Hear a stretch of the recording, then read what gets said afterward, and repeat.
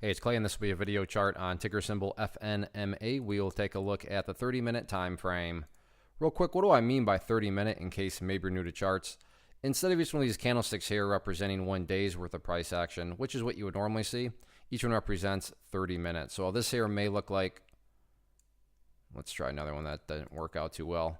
There we go. So that there may look like several days worth of time. It's actually just the past couple of days broken down into 30-minute time slices. I like to this time frame. Think does a good job of telling the quote-unquote story of the price, and then just makes mapping out levels of support and resistance a bit easier to see. For those of you that have been watching my past videos, you know I've done this one a couple of days. I think this is now the 3rd day in a row, actually. So that's where these red lines are coming from. But going into the weekend, I'm back for a video because there's updates that need to be made. The bulls just continue to grind and chug along, and that's what you want to see. So the first update that needs to be made comes from a foundational rule in charting, which states when levels of resistance are broken and closed above, you want to see them act as support. So for those of you that did watch yesterday's video, talked about $1.57 as resistance, but now that the price is above it, that would be the level you'd want to see act as support.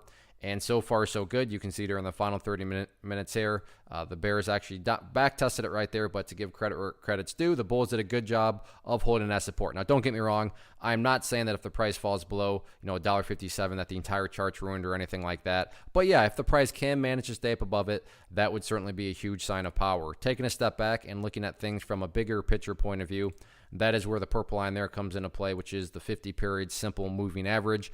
As the name implies, that line is going to move itself higher and higher as time goes by. So from a very broad sense, in regards to just judging the overall health of the trend, the easiest way and most effective way to do that, just watch the purple line. As long as the price stays above that line, as the line itself moves higher and higher, then the bulls are in full health, the bulls are in full control, no questions asked. As far as levels of resistance are concerned, the other level that I talked about in yesterday's video, being denoted right up there at $1.60, you can see that has indeed acted as resistance.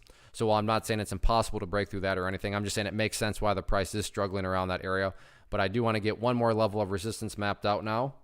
Oh, well, we're going way back into the chart's history. There we go. I realize it's hard to see, but this is definitely a good problem to have from the bullish perspective, because we are going back to levels that, like I said, have not been seen for a very long time. So after $1.60, next key level of resistance right up there around $1.63. But at the end of the day, like I've been saying and will continue to say, as long as the price keeps on building higher bases, everything else will take care of itself, including breaking levels of resistance. So great way to close out the week. Everybody have a great Memorial Day weekend.